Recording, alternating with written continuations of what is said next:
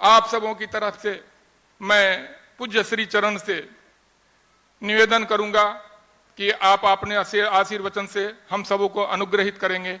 आदरणीय पूज्य श्री चरण जी। आदरणीय सर्वत्र उपस्थित रहने वाले परम पूज्य अघोरेश्वर, सामने में उपस्थित सभी धर्म बंधुओं, माताएं, बहनें एवं बच्चों, देखिए बंधुओं, गुरु पूर्ण माँ होता है। गुरु पूर्ण माता का दायित्व निभाता है। माँ होती है जो जन्म देती है, लेकिन गुरु उसको जो है हर प्रकार का संरक्षण देना, मार्गदर्शन करना, चलने का तौर तरीका सिखाना, सब कुछ करता है। वह माता का स्नेह भी देता है। तो कहा गया है रामायण में कि बिन गुरु हो ही कि ज्ञान, ज्ञान की हो ही विराग बिनु। देखिए, बिना गुरु के ज्ञान नहीं होता है मनुष्य को, लेकिन जिस ज्ञान की प्राप्त, जैसा कि अभी व्यवस्थापक महोदय ने कहा कि जिससे जीवन हमारा सार्थक हो सके, हम आवागमन से रहित हो सकें, वह ज्ञान है।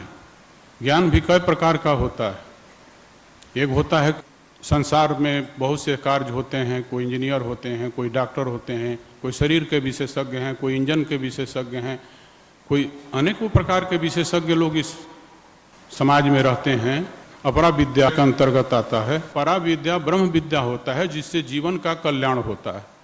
उसी में आदमी आवागमन से रहित हो सकता है।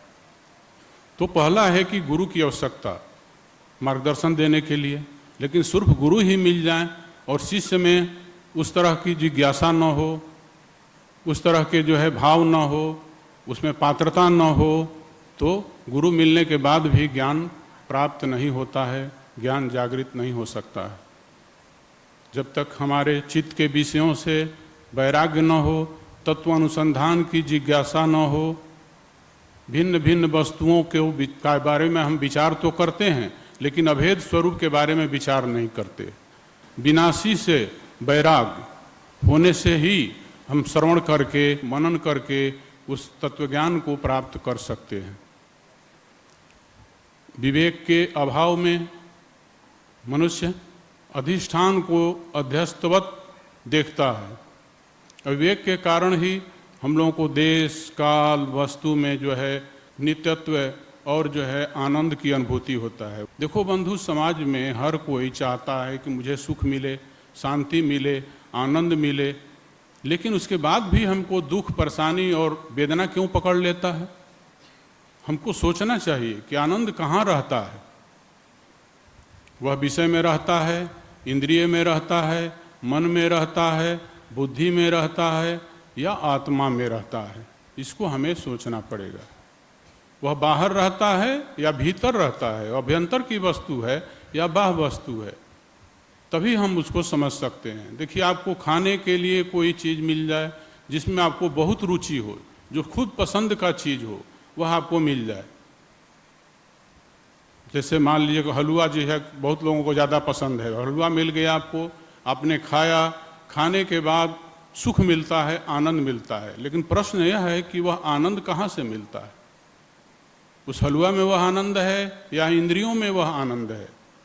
अगर इंद्रियों में आनंद है तो फिर मन में रुचि ना हो, मन में किसी प्रकार का आघात लगा हो, आप दुखी हैं, और कितना स्वादिष्ट से स्वादिष्ट आपको मनपसंद भोजन दिया जाए, लेकिन उसमें सुख की अनुभूति नहीं होती है। तो किसी प्रकार से बुद्धि में भी अगर उस वस्तु के प्रति, उस मीठे के प्रति या हलवे के प्रति सुख बुद्धि ना हो, तब भी जो है उसको हलवा वह आपके लिए सुख का कारण नहीं बन सकता है। तो इस तरह सोचने के बाद यह समझ में आता है कि हमारे बुद्धि में संस्कार हो, मन में रुचि हो, इंद्रियों में सामर्थ्य हो और उसके साथ मिष्ठान उपलब्ध हो, तो सबका संघात मिलकर सुख का कारण बन सकता है। लेकिन सुसुप्ति काल में यह सब नहीं रहते हैं, न इंद्रियां रहती हैं, न मन, न बुद्धि, कुछ नहीं रहता है, सिर्फ आत्मा होता है। फिर भी आप लोग सोकर उठते हैं तो कहते हैं कि बहुत सुख से सोया, मुझे बहुत आनंद आ गया, मुझे बहुत सुख का अनुभूति हो रहा है। इसका मतलब सुसुप्ति काल में भी सुख रहता है, जहाँ यह सब इंद्रियां नहीं रहती हैं। तो इससे यह समझ में आता है कि यह सुख हमको जो मिल रहा है वह कहाँ से मिल रहा है, वह बाहर की वस्तु नहीं है। वह आनंद आत्मा के स्वरूप के अलावा और कहीं नहीं मिलता है। हम अपने अविवेक के कारण अपने ही आनंद को बाहर में ऐसे जगह रख देते हैं जहाँ वह होता नहीं है। संस्कार में, रुचि में, इंद्रियों में, विषयों में, और उसी अविवेक के कारण ही हम स्वयं को हम भोक्ता समझते हैं और उसी जो है बाहर में रखे हुए आनंद से हम आनंद की अनुभूति करते हैं। बंधुओं, जो विषय होता है वह अनित्य होता है, इंद्रियों की सामर्थ्य सीमित होती है, मन में भी रुचि जो है बदलते रहता है, बुद्धि कभी सो जाती है, बुद्धि में जो है गलत भी निर्णय हो जाता है। तो इस प्रकार से सोचे तो यह आनंद कहाँ रहता है? न वह विषय में है, न वह मन में है, न वह इंद्रिय में है, न वह बुद्धि में है, वह आत्मा में ही होता है। उसको आत्मनिष्ठ कहते हैं। अब प्रश्न है कि आत्मनिष्ठ है अगर वह सुख, अगर वह आनंद, तो फिर वो अंदर में सुख उतना होते हुए भी, सुख का भंडार होते हुए भी, फिर भी हम लोग दुखी क्यों हैं? दुखी इसलिए है कि हम अपने सुख को जानते नहीं हैं, हम उसको विस्मृत कर चुके हैं। अब उसको हम कैसे प्राप्त कर सकते हैं? हमारी स्मृति थी लेकिन हम विस्मृत कर चुके हैं। कैसे विस्मृत कर चुके हैं? जिस प्रकार से देखिए, बहुत सी माताएं पूछती हैं कि वो गहना लगा करके किसी कार्यक्रम में गए, किसी शादी में गए, वहां से आने के बाद खोल करके कहीं रख दिए। अब रखने के बाद उन भूल गए। अब बहुत दिनों के बाद उनको याद आया, फिर दूसरे पार्टी में जाना है या कार्यक्रम में जाना है, तब उनको याद आता है और खोजना शुरू करती हैं। अब उनको नहीं मिलता है, बहुत दुखी हो जाती हैं, सामान को सब इधर उधर उलाट पुलाट करके खोजना शुरू कर देती हैं। फिर वह मिलता है, उनको बहुत आनंद आता है, मिल गया, घर में था। तो मिलता वही है जो अपने पास है, जो अपने पास नहीं है, खो चुका है, उसको आप प्राप्त नहीं कर सके। तो अपना जो है उसे ही पाया जाता है, जो अपना नहीं है उसे पाया नहीं जा सकता है। तो खोज लिए, खुशी हुआ। तो पहले भी वह गहना था उनके पास, लेकिन उस समय उतना आनंद नहीं था जितना भूलने के बाद, उनको प्राप्त होने के बाद आनंद की अनुभूति होती है। इसी प्रकार हमारे पास भी वह आत्मानंद है, लेकिन हम लोग भूल जाते हैं। हमको भी पहले याद था। कब याद था? जब हम गर्भकाल में थे। माता के गर्भ में रहने पर उस चमड़े के थैले में मनुष्य सिकुड़ा हुआ रहता है, शिशु के रूप में बंद रहता है, भयंकर वेदना होता है, दुख होता है। उस समय वह सोचता है कि अब हम इस दुख से कैसे मुक्ति पा सकते हैं। वह भगवान से प्रार्थना करता है, भगवान को वचन देता है कि हे प्रभु, मैं इस बार जाऊंगा पृथ्वी पर तो कोई भी अप्राकृतिक कर्म नहीं करूंगा, कोई ऐसा कार्य नहीं करूंगा कि फिर हमको आवागमन में फंसना पड़े, फिर इस तरह की वेदना को हमको भुगतना पड़े। इस बार मेरी रक्षा करो। मैं जाकर के जो है पवित्र काम करूंगा, पवित्र विचारों का चिंतन करूंगा, अच्छे सत्संग करूंगा, अच्छे जनों के संगति करूंगा, अच्छे साहित्यों का अध्ययन करूंगा, जिससे हमारा मार्गदर्शन सही दिशा में जाने के लिए हो सके।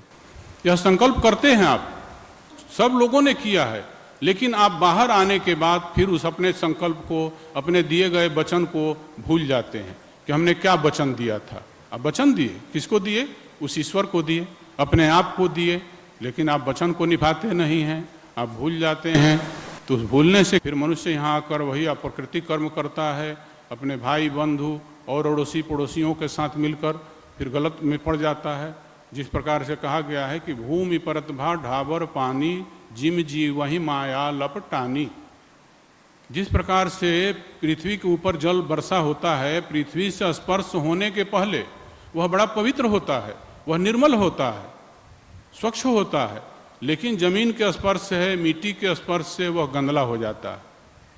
इसी प्रकार से यह जीव भी जब तक अंदर रहता है, माता के गर्भ में रहता है, तब तक उसका ज्ञान बना रहता है, और इस पृथ्वी पर आता है तो वह माया में लटपटा जाता है, और माया के वशीभूत होकर के वह फिर अपने स्वरूप को भूल जाता है, अपने वास्तविकता को भूल जाता है, फिर इन्हीं सब कार्यों में वह लग जाता है।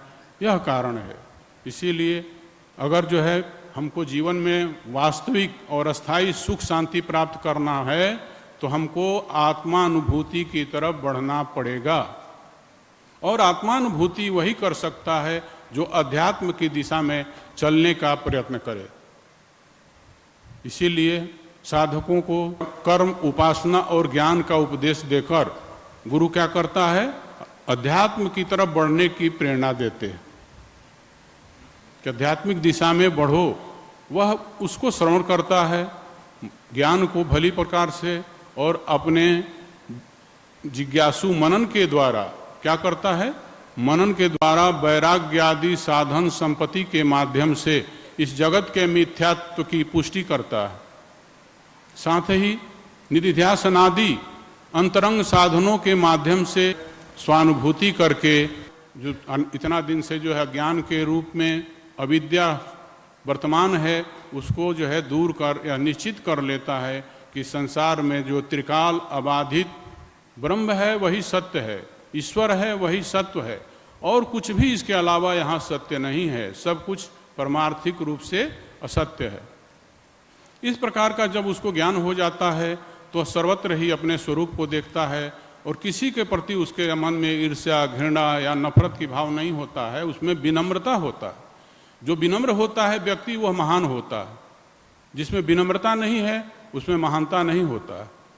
अहंकार होता है वह जो है मनुष्य को, उससे जहाँ बड़ा विनम्र व्यक्ति होता है। इस संसार में विनम्र व्यक्तियों की ही पूजा होती रही है, उनको ही आदर सम्मान मिलता है, अहंकारी को नहीं। देखिए वृक्ष भी फलता है, उसमें फल से लद जाता है तो वह भी झुक जाता है, वह भी विनम्र हो जाता है। इसलिए मनुष्य के अंदर विनम्रता एक महान गुण होता है। उस विनम्रता से हर किसी के अभिवादन को स्वीकार करता है, और उसकी 10 अंगुलियां जुड़ जाती हैं स्वाभाविक रूप से। जब किसी के अभिवादन आप स्वीकार करते हैं तो 10 अंगुलियों को एक साथ जोड़ करके स्वीकार कीजिए। इससे आपकी महानता होगी और आपके जीवन में पवित्रता आएगी, और आपके जीवन में सरलता और सहजता अपने से आने लगता है। यह गुण मनुष्य को ऊंचाई तक पहुंचाने के लिए होता है। और जब तक जो है विद्या प्राप्त करके, ज्ञान प्राप्त करके भी अगर उसमें विनम्रता नहीं आया, वह अहंकार है, तो वह सही ज्ञान नहीं होता है। इसी प्रकार का एक हम लोगों के उपनिषद में एक दृष्टांत आता है कि एक बार जो है उदालक जी के पुत्र, अरुण का पुत्र, ऋषि का पुत्र श्वेतकेतु नाम था, वह जो है उसको उनके पिता ने कहा कि हे श्वेतकेतु, तुम जाओ ज्ञान ग्रहण करके आओ। पहले गुरुकुल का परंपरा चलता था। वह अपने को जो है पूरा वेद का संपूर्ण ज्ञाता समझकर, व्याख्यान देने वाला समझकर अनम्र भाव से घर में लौटा, और अपने पिता को उसने नमस्कार नहीं किया। उनके पिता दुखी हो गए कि लगता है कि यह अधूरा ज्ञान प्राप्त करके ही मेरा पुत्र वापस आ गया है। तो उन्होंने कुछ नहीं बोला, उसको बुलाया, सामने बैठा है, बोले हे श्वेतकेतु, क्या तुमने जो है उस सब ज्ञान को प्राप्त कर लिया है जिस ज्ञान को प्राप्त करने से अभिज्ञात भी विशेष रूप से ज्ञात हो जाता है? तो उसने कहा कि नहीं भगवान, आप मुझे समझाइए। तो उन्होंने कहा, उदाहरण दिया, एक मिट्टी का उदाहरण दिया, एक सोने का उदाहरण दिया। जिस प्रकार से मिट्टी का एक गोला हो और उससे जो विभिन्न प्रकार के जो है सामग्री पदार्थ बनाए जाएं, उससे घड़ा बन गया, उससे ढक्कन बन गया, उससे चुक्कड़ बन गया जिसमें जल पीते हैं, और भी बहुत प्रकार के उससे मूर्तियां बन गई। सब अलग अलग हो गया, नाम और रूप सबका अलग हो गया। तो नाम रूप के रूप में वह विभिन्नता है। नाम रूप ही माया है, जिसको हम इन नेत्रों से, इन इंद्रियों से देखते हैं, यह नाम रूप, यह माया होता है। तो माया के रूप में, इस उपाधि के रूप में सब अलग अलग दिखता है, लेकिन मूल स्वरूप उसका क्या है? मूल तत्व क्या है? मिट्टी है। क्योंकि वह बनने के पहले भी मिट्टी था और टूटने के बाद भी वह मिट्टी में ही विलीन होगा। तो जो पहले भी मिट्टी था और बाद में भी मिट्टी होगा, बीच में सिर्फ बना हुआ विभिन्न नाम और रूप दिखाई दे रहा है, इसलिए वह असत्य होता है। सत्य वह होता है जो तीनों काल में रहे, यह नहीं कि पहले नहीं था, बीच में हो गया, फिर आखिरी में न रहे। जो पहले भी था, पूर्व भी था, मध्य में भी है और अंत में भी रहे, उसी को सत्य कहते हैं। तो उन्होंने कहा कि तुम मृतिका को समझ लोगे, मिट्टी को जान लेने से तुम इन सभी पदार्थों का ज्ञान प्राप्त कर सकते हो। इन सभी वस्तुओं का ज्ञान प्राप्त कर सकते हो। इसी प्रकार से सोने से बहुत सा बनता है, कड़ा बन गया, उससे हार बन गया, अंगूठी बन गया और भी विभिन्न प्रकार के गहने बन गए। लेकिन उसमें क्या अंतर है? वह सब स्वर्ण भी रहता है। तो सोने को जो समझ लेता है वो सब भी जो है गहने को समझ लेता है। उन्होंने कहा कि श्वेत केतु, तुम स्वर्ण को समझ लोगे तो सब कुछ तुम्हारे सामने जो अज्ञात है वह भी जो है ज्ञात हो जाएगा, कुछ भी नहीं रहेगा। फिर उसने कहा कि और भी हमको अच्छे से समझाइए। तो उन्होंने कहा ठीक है। सामने में एक बरगद का वृक्ष था, उसमें फल लगा हुआ था। बोले कि उसका एक फल तोड़ करके लाओ। एक फल लेकर के आया। बोले फल को तोड़ो, इसके अंदर क्या है? फल को तोड़ा तो बोला छोटे छोटे बहुत से दाने हैं। तो उन्होंने कहा कि इस दाने को भी तोड़ो, इसमें क्या है? उस दाने को तोड़ा तो उसमें जो है कहा कि कुछ भी नहीं है। मतलब इतना सूक्ष्म चीज है कि उसको नेत्र से दिखाई नहीं देता है। बोला कुछ नहीं है। तो उसके पिता ने कहा कि जिसमें तुम कहते हो कि कुछ नहीं है, इसी से तो इतना बड़ा विशाल बरगद का रूप उत्पन्न हुआ है। तुम कहते हो कुछ नहीं है, मतलब यह तुमको दिख नहीं रहा है, फिर भी यह इस पेड़ के कारण है उत्पत्ति का। इसी प्रकार से हम लोग अपने इंद्रियों से देख नहीं पाते हैं उस मूल तत्व को जिससे यह सृष्टि उत्पन्न होता है। लेकिन यह सत्य है कि उत्पन्न होता है और यह श्रद्धा से ही समझ में आता है। इसलिए उन्होंने कहा, उसको उपदेश दिया कि श्रद्धा करो, विश्वास करो, तब तुम इसको प्राप्त कर सकते हो। और सिर्फ वाणी तक ही मत रहने दो, अपने बुद्धि में ले जाओ, बुद्धि से अपने हृदय में इसको जमने दो, तभी तुम इसके वास्तविकता को समझ सकते हो। तो इस प्रकार से मनुष्य के अंदर में श्रद्धा हो, विश्वास हो, भक्ति हो और हम उसको जानने की कोशिश करें, तब हम उसके जान सकते हैं। लेकिन उसके पात्र होना आवश्यक है। पात्र नहीं होने से हम उसको ग्रहण नहीं कर पाएंगे। हमारे अंदर वैराग्य नहीं है। हम किसी संत के पास गए, अपने गुरु के पास गए, हम मांगने गए हैं धन संपत्ति, घर मांगने गए हैं या और कुछ मांगने, पुत्र पौत्र मांगने गए हैं, और वह हमको जो है ब्रह्म का उपदेश करने लगे, ज्ञान का उपदेश करने लगे, तो उसके अंदर वह कैसे फूरेगा? जब तक उसमें मुमुक्षुता नहीं होगा, जब तक उसमें जिज्ञासा नहीं होगा, तब तक वह उसके अंदर में स्फुरित नहीं हो सकता है। इसलिए हमारे अंदर में पात्रता के लिए किन चीज़ों की आवश्यकता है कि हम अच्छे शिष्य बनकर गुरु के द्वारा दिए जा रहे ज्ञान को ग्रहण कर सकते हैं, वह होना चाहिए। उसके लिए हमारी पूर्ण रूप से तैयारी होना चाहिए। इसको भी एक छोटे दृष्टांत से समझिए। एक संत जी रहते थे, वे खप्पड़ रखते थे, भिक्षाटन करके खाते थे। कोई भी सन्यास में जाता है तो उसको भिक्षाटन करके खाना पड़ता है। हम लोगों को भी शुरू में 6 महीना तक भिक्षाटन करके हम लोग भी खाएं। उसका एक नियम होता है कि आप 3 घर में ही जा सकते हैं। 3 घर के दरवाजे पर 3 बार ही आवाज़ लगाना है कि माँ रोटी दो, माँ रोटी दो। 3 बार बोले, अगर कोई नहीं आके देता है तो आपको आगे बढ़ जाना है। फिर दूसरे घर पर जाके इसी आवाज़ को लगाना है। फिर दूसरे घर पर नहीं हुआ, तीसरे घर पर करो। अगर तीसरे जगह मिल गया, जो कुछ मिला, अगर पहले घर में मिल गया तो वहीं से लौट जाओ। ये नहीं कि तीनों घर से बटोर लो जितना ज़्यादा हो। एक रोटी मिल गया या एक मुट्ठी अनाज मिल गया, उतने ही में खाकर संतुष्ट रहना। तीनों घर पर अगर नहीं मिला तो सोचो कि परमात्मा की इच्छा है कि एकादशी करना है, बस जल पी करके रह जाओ, नहीं कुछ आगे बढ़ना नहीं है। चौथे घर मांगने नहीं जाना है। यह नियम होता है संन्यास धर्म में जाने के बाद। तो वह भी महात्मा जाते थे मांगने के लिए। तो एक उस गांव का व्यक्ति उनसे जुड़ा, वह उनका सेवा करने लगा कुछ दिन वहाँ झोपड़ी में रह करके। तो उसने कहा कि बाबा हमको इतना दिन से सेवा कर रहे हैं, कुछ हमको ज्ञान दीजिए। तो बोले कभी थोड़ा प्रतीक्षा करिए, थोड़ा जो ही बोल रहे हैं पहले शिक्षा ग्रहण कीजिए। इस शिक्षा से पात्रता अपने अंदर में लाइए, तभी आप हमारे ज्ञान को कुछ जो है फलीभूत हो पाएगा आपके अंदर। तो इस प्रकार से उन्होंने उसको समझाया। लेकिन वो 2-3 बार जब जाता जिद करता कि आप हमारे को टाल रहे हैं, हमको आप देना नहीं चाह रहे हैं। तो उन्होंने कहा अच्छा ठीक है, तुम ऐसा करो कि हम कुछ दिन 2-3 दिन का समय दो, हम तुमको जरूर ही ज्ञान देंगे। अब एक दिन क्या किए, उसी के दरवाजे पर अपना खप्पड़ लिए, उसमें आधा गोबर भर लिए, गोबर लेकर के गए और कहे कि भाई माँ भिक्षा दो। तो उनका आवाज़ सुनते के साथ वही भक्त आया, रोटी लेकर के तो आया, लेकिन देखा उनके पात्र में गोबर है। तो कहा महाराज मैं तो नहीं दे सकता आपको। बोले क्यों? तो बोले अरे आपके पात्र गंदा है, जाइए इसको गोबर को फेंक करके आइए। वो गए, जाके दूर में गोबर को गिरा दिए, फिर वैसे ही लेकर के आ गए। बोला अभी भी नहीं दे सकता। बोले क्यों? तो बोले इसमें तो अभी गोबर पूरा साफ नहीं हुआ है, अब इसको धोइए 2-3 बार धोइए। अब 2-3 बार उसके कहने से धोए, फिर लेकर के आए कि अब तो देर डाल दो। तो उसने कहा कि रुकिए, दीजिए पात्र अपना। उसने लेकर पात्र को सूंघा, बोला अभी गोबर का गंध है महाराज, इसमें नहीं डाल सकते, लीजिए सर्फ से धोइए। फिर सर्फ दिया, फिर रगड़ करके उससे धोए, फिर उसके बाद पानी से धो लिए तो उसमें रोटी डाला।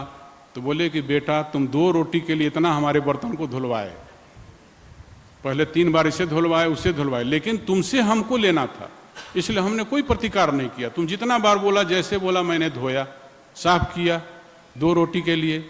अब मैं त्याग तपस्या से जिस ज्ञान को प्राप्त किया हूं उसको देना है तुम्हारे अंदर, तो हम तुम्हारे पात्रता देखे बिना कैसे डाल दें? मेरे को भी तो पात्रता देखने दो। तुम क्यों इसमें जो है प्रतिकार कर रहे हो? तुमको तो प्रतीक्षा करना चाहिए। भाई हम देने वाले हैं, तुम देने वाले थे तो मैंने तुम जैसा कहा वैसे कर गए। अब हम देने वाले हैं तो मैं जैसे कहता हूं तुम प्रतीक्षा करो।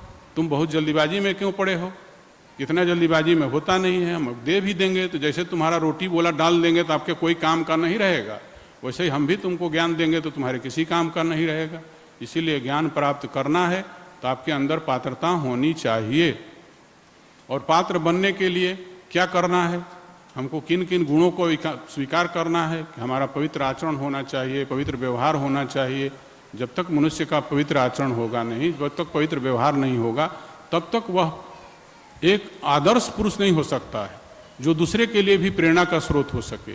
जब उसमें सत्य होता है, अहिंसा होता है, शील होता है, शालीनता होता है, तभी वह मनुष्य महान होता है। फिर उस व्यक्ति में न ईर्ष्या होता है, न घृणा होता है, न वैमनस्यता होता है, और वह समाज में दूरियां पैदा नहीं करता है एक दूसरे के बीच में। समाज में दूरियां पैदा करने वाला व्यक्ति संत नहीं होता है। समाज में दूरियां करने वाला व्यक्ति आदर्श व्यक्तित्व का नहीं होता है, जिसको देख करके प्रेरणा ले सकें और आगे बढ़ सकें। इसलिए हमको एक आदर्श स्थापित करना है कि उस आदर्श पर पीछे चलने वाली पीढ़ी भी जो है आगे जीवन में बढ़ सके, वो भी मार्गदर्शन ले सके। नहीं तो आज को मैं देखता हूं कि जुआ पीढ़ी को दिग्भ्रमित किया जा रहा है। वे कौन लोग हैं जो दिग्भ्रमित कर रहे हैं उन बच्चों को पत्थर चलाने के लिए, राष्ट्रीय संपत्ति को नुकसान करने के लिए, और जब वे फंसते हैं तो वहाँ वो दिखाई भी नहीं देते हैं। राष्ट्रीय जो है विचारधारा के विरुद्ध उनको भड़काने का षड्यंत्र चल रहा है बंधु। इसको भी हमें अपने अपने बच्चों को समझना होगा, समझाना होगा, और उनको सुरक्षित रखने के लिए हमें उनको आध्यात्मिक साहित्यों को पढ़ाना होगा, उनको संत महात्माओं से जोड़ना होगा, किसी सामाजिक संस्था से जोड़ना होगा। अन्यथा जो है उनके भटकाव को रोका नहीं जा सकता है और वो बहुत बड़ा राष्ट्र का क्षति हो सकता है। वो खोखले ज्ञान लेकर के खोखले दिशा में चले जा रहे हैं। उनको मालूम ही नहीं है कि उत्तम विचार कौन है, उत्तम भावनाएं क्या है, हमारा कर्तव्य क्या है। हम किसी के कहने से क्यों भड़कावे में आना चाहते हैं? हम निर्मल हैं, निर्विकार हैं, अभी हमारा भविष्य जो है पूरा पड़ा हुआ है। माता पिता को सोचना है कि हमको किस तरह का जो है इसको माहौल देना है। माताएं तो खुद जो है शिकायत भी करती हैं कि हमारा बच्चा मोबाइल नहीं छोड़ता है, और छोटे छोटे बच्चों को अपना जान छुड़ाने के लिए काम करने नहीं दे रहा तो मोबाइल पकड़ा दे रहे हैं। और फिर कभी एक माता जी बोल रही थी कि मेरा बच्चा इतना मोबाइल करता है महाराज, छोड़ता ही नहीं है, खाने समय भी देखता है, पढ़ने समय भी देखता है। एक तो कोरोना काल में नुकसान हुआ है कि ऑनलाइन पढ़ने के चक्कर में उन युवा पीढ़ी के बच्चों को सबको मोबाइल दे दिया गया, उसको खुला छूट मिल गया। अब उस मोबाइल के माध्यम से, टीवी के माध्यम से इतनी गलत विचारधारा, पश्चिमी विचारधारा जो हमारे संस्कृति को विनष्ट कर रहा है, हमारे संस्कृति को बहुत बड़ा क्षति कर रहा है, उसके द्वारा भेजा जा रहा है। उसको हम रोक नहीं पा रहे हैं, उसका नियंत्रण का कोई स्थान नहीं है।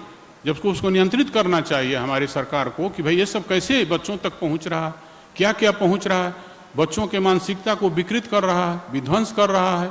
ये बच्चे बड़े होकर क्या करेंगे?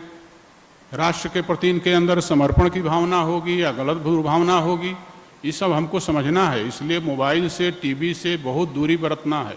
जितना आवश्यक है उतना ही बच्चे को दीजिए। अब बच्चे को खेलने के लिए पहले खिलौना होता था, सभी लोग खिलौना ला कर देते थे।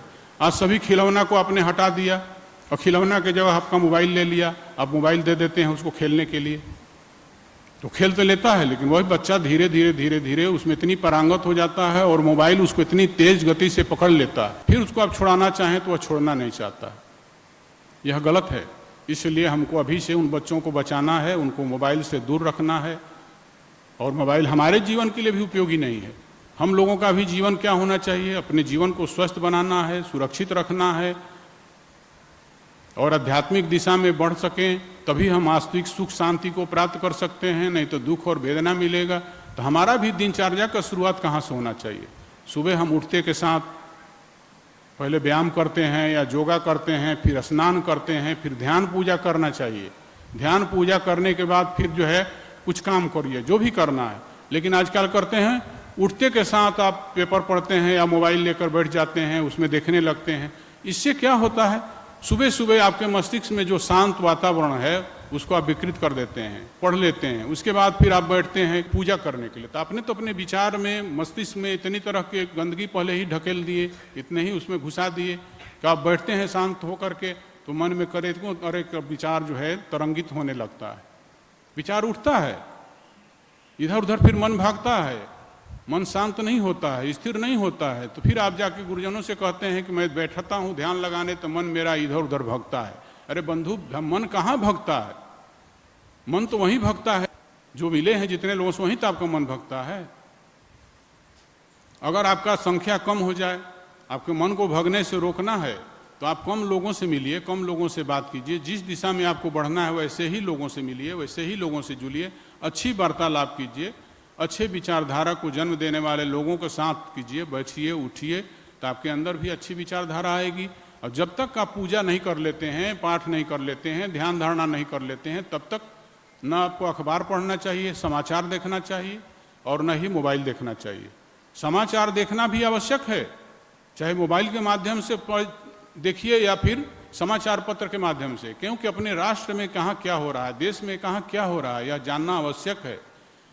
कैसे कैसे लोग किस तरह के जो है अपना वातावरण बनाने की कोशिश कर रहे हैं, विघटन पैदा करने की कोशिश कर रहे हैं। इस विघटन से हमको अपने देश को बताना है, देश के प्रति हमको समर्पण के भाव रहना है। जो भी करना पड़े करना है, उसको क्या कहते हैं, कर्मयोग। देखो, अपने परिवार के लिए जो बंधु आप करते हैं, अपने आप के लिए जो करते हैं, धन कमाते हैं, पैसा कमाते हैं, जगह जमीन बढ़ाते हैं, जो भी करते हैं वह आवश्यक है, लेकिन वह कर्म है। लेकिन आपका मुक्ति तब तक नहीं होगा, आपको जो है वास्तविक सुख शांति तब तक नहीं मिलेगा जब तक आप कर्म योग नहीं करेंगे। मतलब अपने घर परिवार से ऊपर उठकर समाज के लिए काम नहीं करेंगे। समाज के लिए उपेक्षित लोग हैं, अंतिम पंक्ति के लोग हैं, उनके लिए जब तक हम काम कुछ नहीं करेंगे तब तक वह कर्म योग नहीं बनेगा। कर्म योग से ही अंतःकरण पवित्र होता है। अंतःकरण पवित्र होने से हमारे अंदर ज्ञान जागृत होता है। अंतःकरण हमारा पवित्र नहीं है, निर्मल नहीं है, तो हम नहीं प्राप्त कर सकते हैं। क्योंकि भगवान भी कहते हैं कि निर्मल जन्म सो मोहि पावा, मोहि कपट छल छिद्र न भावा। कपट छल और छिद्र नहीं हमको भाता है, निर्मल मन होना चाहिए। तो निर्मल मन कैसे होगा? निर्मल मन के लिए आपको तो उस तरह के वातावरण में रहना होगा, उस तरह के काम करना होगा, कर्मयोग करना होगा। कर्मयोग के लिए मैंने बताया कि अपने परिवार से ऊपर उठकर भी कुछ हमको काम करना चाहिए। भले आप महीना में 10 दिन ही कीजिए, 5 दिन ही कीजिए, हफ्ता में 1 दिन ही कीजिए, लेकिन वह निष्काम हो, उसमें किसी प्रकार की कामना न हो, तभी आपको जो है शांति की प्राप्ति होगी। निर्ममो निरअहंकार स शांति धी गच्छति, गीता में भी कहा गया है कि तुम ममता रहित हो जाओ, अहंकार रहित हो जाओ, स्पृहा रहित हो जाओ, तभी तुम शांति को प्राप्त कर सकते हो। तो शांति प्राप्त करना है तो कर्म योग। योग मतलब हमको समाज के लिए, समाज के उन जरूरतमंद लोगों के लिए जो हम कर्म करेंगे वो हमारा कर्म योग बनता है। ऐसा कर्म करने के लिए सदैव ही हमारे धर्मशास्त्र हमको प्रेरित करते हैं, लेकिन उसमें निष्कामता हो, काम नहीं हो कि हम जो है सेवा कर रहे हैं, इसके बाद हमको क्या मिलेगा, उसके बाद हमारा क्या होगा, इस तरह की कुछ नहीं। उसको तो फिर फलाशक्ति कहते हैं, वह तो हमारे लिए बंधन का कारण होता है। इसीलिए कहते हैं लोग कि कर्म से मुक्ति नहीं होती है। ठीक है, कर्म से मुक्ति नहीं होती है, बंधन होता है। तो कर्म बंधन का कारण तब बनता है जब वह फल की इच्छा रखकर कर्म किया जाता है, क्योंकि कर्म के पीछे अहंकार और वासना होती है। वह वासना ही फल इच्छा का कारण होता है, और फल इच्छा ही बंधन का कारण होता है। जब हमारे अंदर फल की इच्छा नहीं है तो हमारे लिए बंधन नहीं बन सकता है। कर्म वैसे भी जड़ होता है, जड़ किसी जो है चेतन को बांध नहीं सकता है, हमको नहीं बांध सकता है। यह माइक हमको नहीं पकड़ सकता है, हम माइक को पकड़ सकते हैं। यह संसार हमको नहीं पकड़ सकता है, हम संसार को पकड़े हैं। क्यों पकड़े हैं? माया के वशीभूत होकर, और अपने स्वरूप को भूल गए हैं, जो हमको नहीं पकड़ता है। तो इसलिए हमारा कर्म किस प्रकार के होना चाहिए? जो हमारे लिए बंधन का कारण नहीं हो, हमारे अंतःकरण को पवित्र करने वाला हो, और हमारे अंतःकरण पवित्र होने से हमारे अंदर ज्ञान की प्राप्ति होती है, ज्ञान हमको जागृत होता है, और भगवान भी उसी को पसंद करते हैं। यही विभीषण से भी भगवान ने कहा, सुनहु सखा निज कहूँ स्वभाऊ, जान भुसुंडी, भुसुंडी जी जानते हैं, शंभु गिर जाऊ। तीन ही लोग, भगवान राम मर्यादा पुरुषोत्तम जी कहते हैं कि तीन लोग मेरे स्वभाव को जानते हैं विभीषण। कौन तीन लोग? काकभुसुंडी जी, भगवान शिव और पार्वती जी, वो हमारे स्वभाव को जानते हैं। क्या स्वभाव है भाई? उनका स्वभाव क्या है? कहते हैं देखो, जो चराचर का द्रोही होगा, जो नर होई चराचर द्रोही, आवै सभय शरण तकी मोही। जो कितना भी जो है गलत करने वाला व्यक्ति हो, समाज को चराचर का द्रोही हो, वह भी हमारे शरण में आता है तो मैं इसको स्वीकार कर लेता हूँ, अच्छी दिशा देता हूँ। लेकिन एक शर्त है। क्या शर्त है? तज मद मोह कपट छल नाना, करऊँ सद्य ते ही साधु समाना। वह मोह को परित्याग करे, अहंकार को परित्याग करे, कपट का परित्याग करे, छल का परित्याग करे। यह सब नहीं करेगा। यह सब परित्याग करके आता है तब। यह नहीं कि अपराधी वहां जाए और अपराधी को शरण देने वाला हो जाए तो फिर वह भगवान नहीं हो सकते, मर्यादा पुरुषोत्तम नहीं हो सकते। उनका नाम मर्यादा पुरुषोत्तम है। उन्होंने मर्यादा का पालन किया है। एक नारी व्रतधारी की मर्यादा हो या नारी के जो उत्थान की मामला हो, उन्होंने नारी का उत्थान किया, अहिल्या का उद्धार किया, ऋषि मुनियों को इकट्ठे किए, सबको एकत्रित करके, और जंगल में रहने वाले सभी तरह के अशिक्षित लोगों को भी अपने सेना में साथ जोड़ करके उन्होंने बुराई का बहिष्कार किया, बुराई के संघर्ष किया, विरुद्ध में सबको जोड़ करके किया। उनके सेना में किसी तरह की योग्यता नहीं थी कि कितना तुम पढ़ा लिखा होना चाहिए, कितना जो है तुम्हारी योग्यता होना चाहिए। वहां था सिर्फ भाव। अगर तुम्हारे में भाव है, बुराई के विरुद्ध लड़ना चाहते हो, अत्याचार के विरुद्ध लड़ना चाहते हो, तो आ जाओ, हमारे साथ जुड़ जाओ और हमारे इस यज्ञ में सम्मिलित होकर के सहयोग करो। तुम्हारा कल्याण होगा, अवश्य ही होगा, और कल्याण हुआ भी उनके साथ। तो इस प्रकार से भगवान भी हमको यही कहते हैं कि तज मद मोह कपट छल नाना, करऊँ सद्य ते ही साधु समान। माने कपट छल को परित्याग करना ही है किसी भी प्रकार से। तो मनुष्य को अगर हमको सुख चाहिए, शांति चाहिए, तो हमारे व्यवहार में परिवर्तन होना चाहिए। और व्यवहार ही संत भी होता है। उसका अच्छा व्यवहार हो गया, सबके साथ विनम्रता से मिल रहा है, अच्छे पवित्र कर्म कर रहा है, तो वही होता है। व्यवहार होना चाहिए अपने से, बूढ़ों से, बुजुर्गों से कैसा व्यवहार होना चाहिए, अपने माता पिता के साथ कैसा व्यवहार होना चाहिए। यह सब व्यवहार कुशलता भी मनुष्य को साधुता की तरफ ले जाता है। यह भी अच्छी दिशा में मनुष्य को ले जाता है। इसलिए व्यवहार कुशल होना चाहिए, सबको अपने से व्यवहार होना चाहिए, देना चाहिए। ऐसे व्यक्ति को भगवान भी पसंद करते हैं, और उसी के जीवन में वास्तविक सुख और आनंद की प्राप्ति होता है। और नहीं तो फिर हम संसार की तरफ ही दौड़ेंगे तो क्या होगा? वह हमको वास्तविकता का बोध नहीं होगा। जो वास्तविक सुख शांति न प्राप्त होने में दो और कारण है, वासना और अज्ञान। अज्ञान क्या है कि हम असत्य को सत्य समझते हैं, हम दुख को ही सुख समझते हैं और उसको हम पकड़ लेते हैं। जिस प्रकार से रस्सी है, रस्सी को कई बार सर्प भ्रम होने लगता है। भ्रम से सत्य समझते हैं रस्सी को। अंधकार में रस्सी पड़ा है, एक आदमी जा रहा है, देखता है कि यह सर्प है तो भयभीत हो जाता है, भय पैदा कर देता है, आपको दुख होता है। वह दुख क्यों हुआ? दुख का कारण कौन है? दुख का कारण वह रस्सी नहीं है। दुख का कारण आपका ज्ञान है। जिस अज्ञानता के चलते आपको सत्य का ज्ञान नहीं है, वही आपके दुख का कारण है। इसी प्रकार से संसार में भी हमको दुख का कारण कौन है? अज्ञान है। हम अज्ञान के चलते सत्य को नहीं समझ पाते हैं और असत्य को ही सत्य समझते हैं। सत्य क्या है? मिट्टी है। सत्य क्या है? सोना है। वह जो है उससे बना हुआ पदार्थ वह सत्य नहीं है, वह भिन्न भिन्न है। उसकी तो आप विचार करते हैं, लेकिन उसका अभेद स्वरूप है, उसका आप विचार नहीं करते हैं। उसके अभेद स्वरूप को विचार करना है। जिस रूप में वह मूल तत्व के रूप में अभेद है, मूल तत्व के रूप में वह एक है।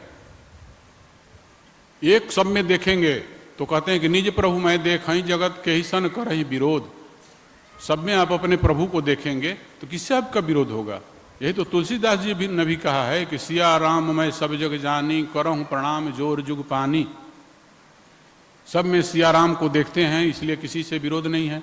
आप सब में मनुष्य भाव ही रखिए कि हम मनुष्य हैं। मनुष्य की एक जाति होती है, जिस प्रकार से पशु एक जाति है।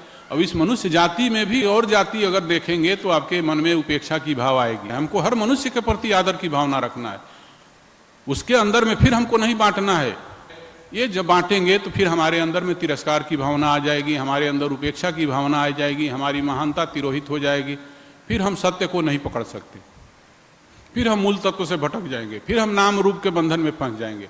क्योंकि वह सब कुछ नाम रूप का है, वह शरीर का है। जो कुछ भी है, शरीर जहां नहीं है वह निर्मल हो गया, निर्विकार हो गया, निरहंकार हो गया। उसके अंदर में फिर क्या है? तो उसका मूल स्रोत तत्व जो है वह तो निराकार है। जिस प्रकार से बरगद के वृक्ष के अंदर क्या है? निराकार है, सूक्ष्म है, अति सूक्ष्म है। उससे वह उतना विशाल वृक्ष तैयार होता है। अगर उस पेड़ के नीचे उस बीज को रख दिया जाए और आपको कहा जाए कि ये बीज में यह वृक्ष छिपा हुआ है, कोई मनुष्य विश्वास नहीं करेगा कि इतने छोटे बीज में इतना बड़ा विशाल पेड़ कैसे हो सकता है। लेकिन सत्य तो यही है कि वह सूक्ष्म रूप में वह विराट रूप समाहित है। इसी प्रकार से उस सूक्ष्म से ही यह विराट रूप धारण करता है। तो वह सूक्ष्म क्या है? मूल तत्व क्या है? वह ईश्वर है, वह जीव है। लेकिन जीव के स्वरूपता का बोध हमको नहीं है, उस ईश्वर का बोध नहीं है, तो हम नाम रूप में उसको बांट करके देखते हैं। यही हमारे दुर्भावना का कारण होता है, यही हमारे अंदर में जो है दूरियां पैदा करता है, यही हमारे से उपेक्षा करवाता है। तो इन सभी चीज़ों से हमको ऊपर उठना है। सबके प्रति समता का भाव हो, विषमता का भाव का परित्याग करना। वह कोई भी हो, मनुष्य के प्रति मनुष्य का प्रेम होना चाहिए। हमको उसके प्रति जो है कि आदर और सम्मान की भावना होना चाहिए। कमजोर है, अगर हमारे पास है तो हमें जरूर कुछ ना कुछ मदद करके उसको ऊपर लाने की, मदद करने की इच्छा होनी चाहिए। यह सब क्या होता है? उपासना होता है।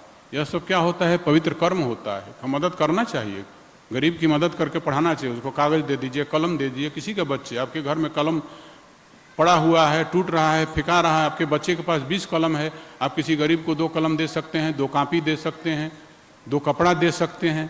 इससे आपका उपकार होगा। यह भी ब्रह्म की उपासना है। ऐसा मत समझिए कि यह करने से क्या है। ये इसको कहते हैं कर्म जोग। ऐसा कर्म आप करेंगे तो वह कर्म जोग बनेगा, जो आपको जोड़ेगा। किससे जोड़ेगा? इस आत्मा को परमात्मा से जोड़ेगा, और वही सबसे श्रेष्ठ ज्ञान होता है। तो इस दिशा में हमको चलना है, और अपनी आने वाली पीढ़ी को हमें बचाना बहुत आवश्यक है। क्योंकि भाई समाचारों में पढ़ने से बड़ा क्षोभ होता है, दुख होता है, इतना बड़ा राष्ट्रीय संपत्ति का नुकसान होता है, धारणा प्रदर्शन होता है, उसमें कितनी क्षति होती है, गाड़ियां चल रही है उसमें रोगी जा रहे हैं, कौन जा रहे हैं, किस तरह का जो हमको काम करना चाहिए, ये सब चीज़ें भी हमको सोचना चाहिए, जिससे राष्ट्र की क्षति ना हो, किसी व्यक्ति की क्षति ना हो। और हम अपनी बात रखना चाहते हैं, जिसे मनवाना चाहते हैं, वहाँ तक पहुँचाना चाहते हैं, तो वो पहुँच भी जाए। ऐसा आप कीजिए, ठीक है। लेकिन ऐसा अशोभनीय कृत्य नहीं होना चाहिए जिससे समाज की क्षति हो, हमारे देश की क्षति हो, हमारे आने वाली युवा पीढ़ी में गलत संस्कार चला जाए, वो फिर तोड़ फोड़ की जो है में चले जाएं। यह मनुष्य को 2 हाथ परमात्मा ने दिया है। किस लिए दिया है? यह परोपकार करने के लिए दिया है। किसी पर ढेला फेंकने के लिए, पत्थर फेंकने के लिए, या किसी का जो अपकार करने के लिए नहीं दिया है। जो इस हाथों का दुरुपयोग करता है, ढेला पत्थर मारता है, उसका क्या होता है? अगले जन्म में दोनों हाथ लेकर के वह ईश्वर 2 पैर दे देता है, फिर चौपाया बनना पड़ता है। इसलिए अपने हाथों का सदुपयोग हमें करना है, दुरुपयोग होने से रोकना है। किसी के बहकावे में ना आकर अपने बुद्धि विवेक का प्रयोग करते हुए कौन सा कर्म अच्छा है, कौन बुरा है, कौन कर्म करके हम अच्छी ऊंचाई तक जा सकते हैं, किस कर्म से हम नीचे की तरफ जा सकते हैं, इन सारे बातों को भी हमको ध्यान रखना है। तभी हम एक सच्चा मनुष्य बनकर एक सच्चा साधक हो सकते हैं। वही व्यक्ति जो है अध्यात्म के क्षेत्र में भी आगे बढ़ता है, और जो आध्यात्मिक जो होता है वह समाज में भी अपने उत्तरदायित्व बड़ी ईमानदारी से निभाता है। यह नहीं एक आध्यात्मिक हो गया तो समाज का छूट गया, परिवार छूट गया, समाज छूट गया। अरे संत महात्मा तो घर छोड़ते हैं, लेकिन कहाँ समाज छूटा है? देखिए इतना बड़ा परिवार कैसे है। मैं भी तो जुड़ा हूँ आप लोगों से, आपके बारे में सोचता हूँ, आपके बच्चों के बारे में सोचता हूँ, आपके भविष्य के बारे में सोचता हूँ।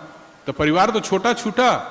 हमने पर्यावरण को जन्म नहीं दिया, गंदगी नहीं फैला, लेकिन पर्यावरण की सुरक्षा के लिए तो सतत ही प्रयत्नशील होता है वह संत। इसके लिए सतत कार्य करता है कि भाई कहाँ पर्यावरण प्रदूषित हो रहा है, इसको दूर करना। निरंतर काम करता है। सभी लोग संत लोग काम करते हैं, तो आप आध्यात्मिक हो जाएंगे, आध्यात्मिक विचारधारा हो जाएगा, आपका कर्म उस तरह का हो जाएगा, तो आप जो है समाज के सेवा से नहीं अलग हो जाएंगे, और बेहतर आप सेवा करेंगे, परिवार का भी समाज का भी, और आपको उससे बहुत अच्छा प्रतिष्ठा भी मिलेगा, आगे भी बढ़ने में मदद मिलेगा, और उससे आपका भविष्य का निर्माण भी होगा, और आप एक आदर्श स्थापित करेंगे। जो आदर्श होता है, चरित्रवान मनुष्य होता है, वही अमृत तत्व को प्राप्त करता है। अमृत तत्व ही मोक्ष होता है। अमृत तत्व मतलब अपनी आत्मा का ज्ञान होता है, तब उसका तो जन्म मरण होता नहीं है, शरीर का जन्म मरण होता है। इसीलिए हम लोगों के जीवन में बहुत सा चीज़ें हैं, छोटी छोटी चीज़ों को भी हमको ध्यान देना है, सामाजिक रूप से हमको सोचना है। यह नहीं खाली आंख बंद कर लिए भगवान का ध्यान लगा लेंगे। भगवान यह नहीं कहते हैं कि तुम 24 घंटा मेरे फेर में ही पढ़ो, वह तो कहते हैं तुम 5-10 मिनट मेरे लिए भी सोचोगे तो पर्याप्त है, मैं तुमको मिलने के लिए तैयार हूँ, लेकिन तुम सरल हृदय तो हो जाओ, सहज तो हो जाओ, अपने कपट को, छल को परित्याग तो कर दो। अब बताइए हमारे अंदर में क्या क्या दुर्भावना है, हमारे अंदर में क्या क्या कमजोरी है, इसको तो हर मनुष्य ढूंढ सकता है। आप देखिए, रोज दिन समीक्षा कीजिए, कितने लोग वो मनाते हैं जन्मदिन, मेरे पास आते हैं, आज मेरा जन्मदिन है महाराज, बहुत खुशी से मिठाई लेकर के आया हूँ। मैं लगी कितना साल हो गया, तो बोले 50 साल हो गया, 44 साल हो गया। मैं लग आप कितने दिन के लिए जीने आए थे, 70 साल, 75 साल, 40 तुम्हारा माइनस हो गया, तो तुम खुशियां मना रहे हो, ये खुशी की बात नहीं है। अरे आपके पास 1000 रुपया था, 500 खर्च हो गया, तो आपको तो दुख की बात है कि और 500 हमको बढ़ाना चाहिए, तो मेरा निकलते जा रहा है। तो समीक्षा दिवस है, जो आपका जन्म दिवस है वह समीक्षा दिवस है। उसको समीक्षा कीजिए कि जो मेरा चला गया, 10 साल गया, 20 साल गया, 30 साल गया, वो किस तरह के कार्य में गया। अच्छे कार्यों में गया तो अच्छा है, और कुछ मेरे से पिछले साल ऐसे कार्य हुए हैं जो नहीं करना था, जो हमारे धर्म शास्त्रों के अनुसार से अनुकरणीय नहीं है, संत महात्मा महापुरुषों के हिसाब से नहीं है, तो हमको उसको परित्याग करना चाहिए। क्योंकि कहा गया है, कह पंथा तो महाजनो यो गते न सह पंथा, वह जो हमारे लिए पंथ है, जिस पर संत महात्मा महापुरुष लोग चल के आगे गए हैं, उसी पथ पर चलना हमारा भी कर्तव्य है। उसी पथ पर चलकर हम अपने जीवन का कल्याण कर सकते हैं, उद्धार कर सकते हैं। तो इसलिए हम लोगों को सदैव ही चिंतन करना चाहिए कि आपका जन्मदिन के दिन बैठिए, चिंतन कीजिए, फिर भगवान की पूजा पाठ कीजिए कि हमको सद्बुद्धि दीजिए, सद्विवेक दीजिए, कि हमारी गुरु की बात हमको समझ में आए, संत की बात समझ में आए। बात समझ में नहीं आती है। और संत महात्मा का काम क्या है कि जो आप वचन दिए थे, जो भूल चुके हैं, उसको स्मरण कराना, उसको स्मरण कराना उनका प्रथम कर्तव्य है। इसीलिए बार बार सत्संग में जाते हैं तो उन्हीं बातों को बात दोहराया जाता है कि तुम समझो, तुम जानो, तुम कौन हो, तुम्हारा कारण कौन है, किसके माध्यम से तुम जो है बने हो। उसको बिना जाने तुम जो है उस वास्तविक सुख और आनंद को नहीं प्राप्त कर सकते हो।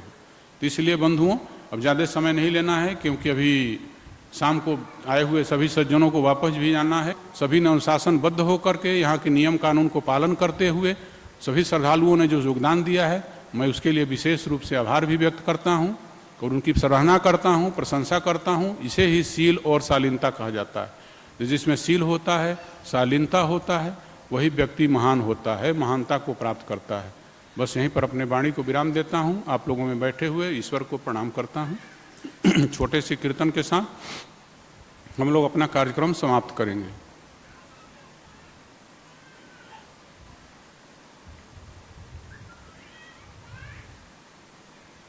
स्वात्मा राम आत्मा राम आत्मा राम आत्मा राम।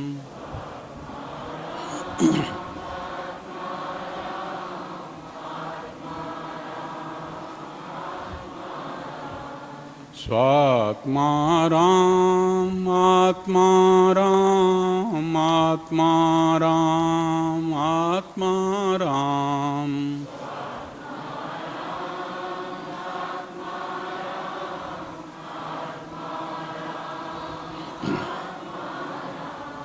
स्वात्मा राम आत्मा राम आत्मा राम आत्मा राम।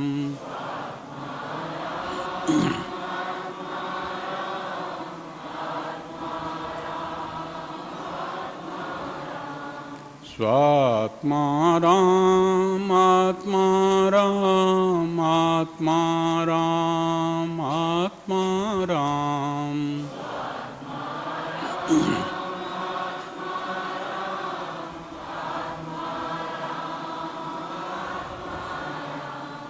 स्वात्मा राम आत्मा राम आत्मा राम आत्मा राम।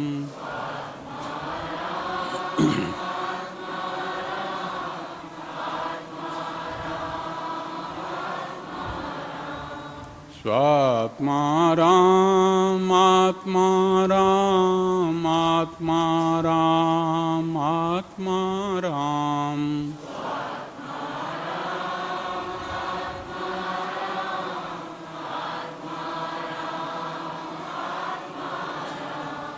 स्वात्मा राम आत्मा राम आत्मा राम आत्मा राम।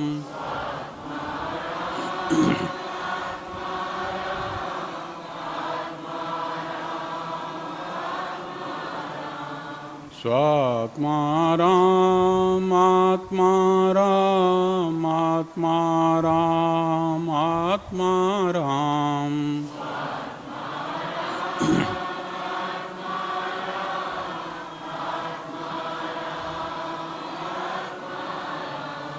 ओम हर